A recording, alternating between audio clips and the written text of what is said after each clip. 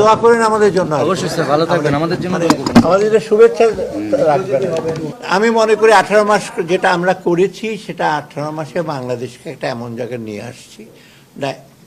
Overall 54 ইয়ার্সে কিন্তু achievement খারাপ না বাংলাদেশের। মানে চড়াই উত্তরায় পেরিয়ে কিন্তু বাংলাদেশ যেটা 7.5 কোটি লোকের ছিল সেটা 18 কোটি লোককে তো আমরা খাওয়াতে পারছি, তাই না? মোটামুটি তো ইসে আছে, যেটা ওনাকে বলছে টেস্ট কেস অফ ডেভেলপমেন্ট, সেটা তো উতরে আসছে না আমরা, যে টেস্ট কেস না, এখন মোটামুটি একটা মডেল কেস বলে। সেটা আমরা একটা ক্ষেত্র প্রস্তুত করেছি যাতে করে সামনে একটা দ্রুত এগিয়ে নিয়ে যেতে চাই।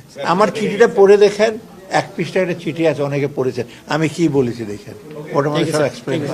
একটা বাংলাদেশ ব্যাংকের শুধু গভর্নরের স্ট্যাটাস বা গভর্নরকে মন্ত্রী বানিয়ে দিতাম না, ভেতরে তো আরও অনেক কিছু জিনিস দরকার হবে, তার সাথে রিলেটেড পুরো ব্যাংকিং সেক্টর রিলেটেড। অতএব চট করে আমি আমাদের সময় যে জাজমেন্ট, যেমন বোর্ড চেঞ্জ করা, এগুলো তো আমাদের ইন্টারিম গভর্নমেন্টের এত দায়িত্ব তো না, যে বোর্ডের কনস্টিটিউশন চেঞ্জ করে দেওয়া, বোর্ডে প্রাইভেট সেক্টরের লোক আনা, সরকারে একজন লোক থাকবে না, এগুলো কিন্তু খুব ডিফিকাল্ট ডিসিশন। আমরা ইন্টারিম গভর্নমেন্ট এই সমস্ত জিনিস তো আমাদের ঠিক সাজে না, খালি স্ট্যাটাস চেঞ্জ করা তো না বাংলাদেশ ব্যাংকের। মানে আবার আমি মনে করি যা আছে অটোনমি জিনিসটা আমি সবসময় বলি, ইউ হ্যাভ টু প্রুভ যে ইউ আর ক্যাপেবল টু যে এক্সার্ট অটোনমি। এখন আমরা লোকজন সাঙ্গপাঙ্গরা যদি ঠিক ভালোভাবে কাজ করে, আমি একা ফেরিস্ত হয়ে লাভ আছে কোনো? এটা আপনার নিজেরাও জানেন কি।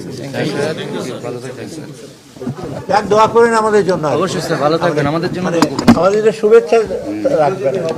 হ্যাঁ, ভোট দেবো তো আমি। ওই যে গুলশান কি আছে না, গুলশান মডেল স্কুল কি একটা আছে।